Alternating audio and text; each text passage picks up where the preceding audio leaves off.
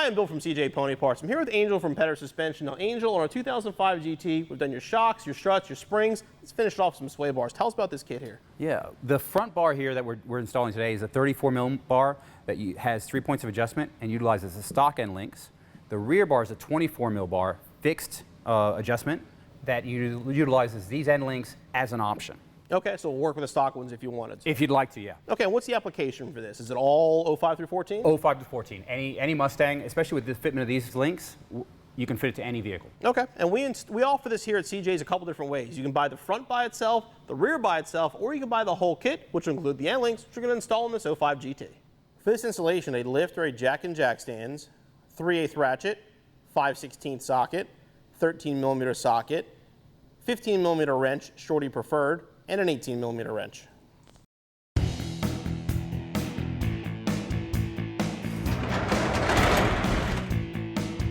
So Angel's going to handle the wrenching. I'm going to explain the process to you. It's pretty simple. What you do is basically you remove the end link from the bar at the bottom on both sides. Then there's 2 brackets and the radiator support on each side. Unbolt them, the sway bar comes right out the bottom. Easy way to do this is use a ratchet from the front and then put a wrench on it.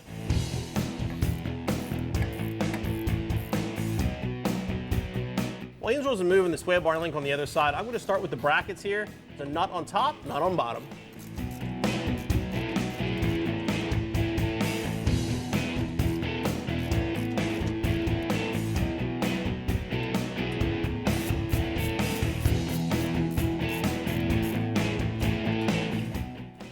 Slide it off the studs and lower it down the front.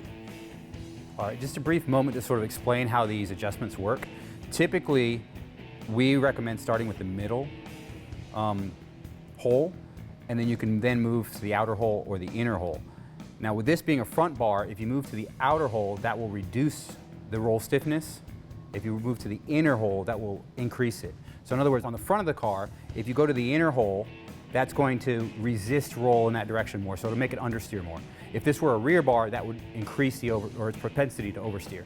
So we usually recommend starting in the middle, and then you can tune it from there based on your own style and your preferences. All right, just want to take the time to point out that these bars are completely CNC machined. So not only are they rolled that way, but the lateral links, the end links, all that's done by CNC. So it ensures an exact fit every time. But I want to take a moment and just show how we go about lubing these bushings and installing those. So you want to put a liberal amount in there, pass it through all the grooves, and this is a messy job. And that just helps ensure that you don't get any squeaks or any noises down the road. Now we're also going to apply a bit of the same lubricant to the exterior here where the bracket lies, again to just avoid any potential for rubbing noises or anything like that.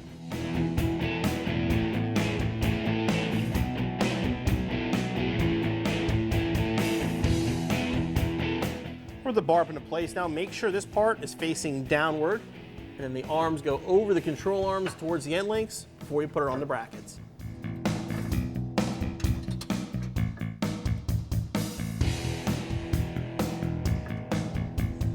Okay, now you can tighten them down.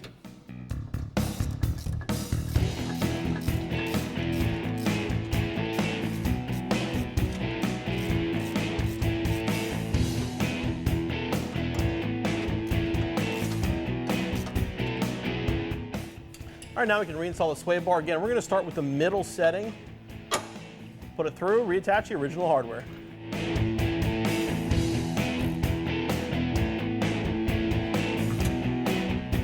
Now we'll repeat the process on the other side and move on to the rear sway bar.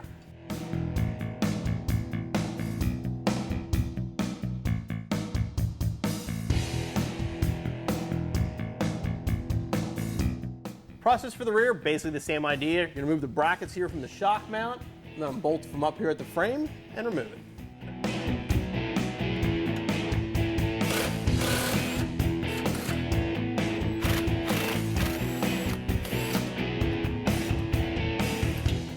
Now remove the end links from the chassis.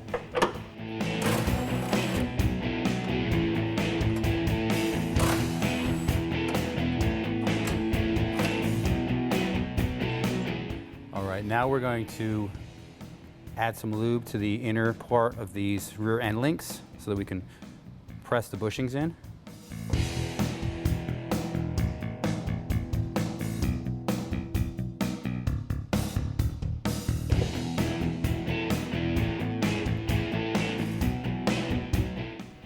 Now we can slide these into place.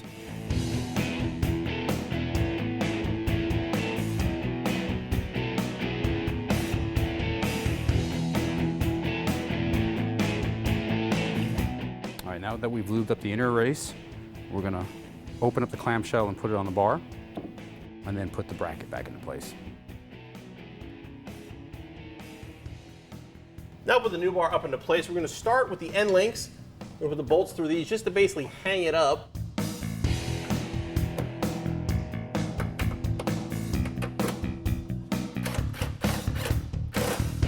All right, now we can swing the rear sway bar up into place and bolt it down with the original hardware.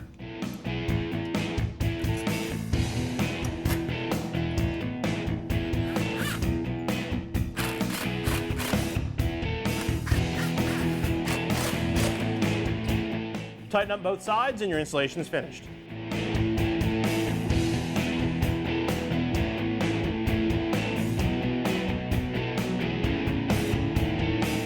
Angel, thanks again for coming out and helping us redo the suspension on this S197. Thanks for having us again. I mean, as far as the shocks and struts and springs, it's a great package. Now, adding the sway bars at the end is really going to finish this car off. A good set of wheels and tires. This will be a good handling S197. As far as the installation for the sway bars goes, it's pretty easy. Figure about an hour and we'll be back on the road in no time.